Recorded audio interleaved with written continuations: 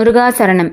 வெயில் காலத்தில் வரக்கூடிய உடல் சூட்டை குறைக்கவும், வெயில் காலத்தில் வரக்கூடிய தோல் சம்பந்தமான அனைத்து சொறி, சரங்கு, கொப்பளங்களை சரி செய்யும் நன்னாரி வேர் பற்றி இப்பதிவில் பார்க்கலாம்.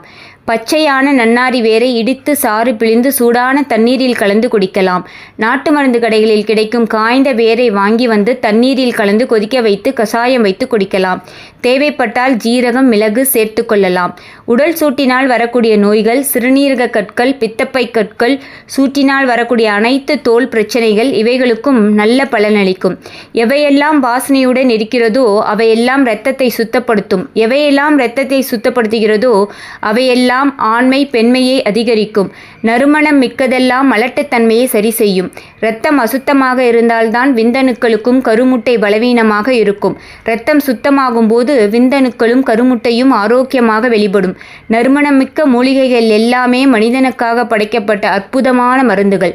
நன்னாரி இலைகளில் எந்த வாசனையும் இருக்காது. ஆனால் பாருங்கள், இதனுடைய வேர் வாசனை முகர்ந்து கொண்டே தலை தூக்க வைக்கும்.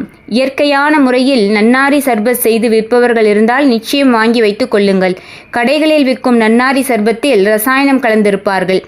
ஐம்புலன்கள் தானே உடலையும் மனதையும் இயக்குகிறது. வாசனை மிக்க மூலிகைகள் எல்லாமே உடலையும் மனதையும் குணப்படுத்தும்.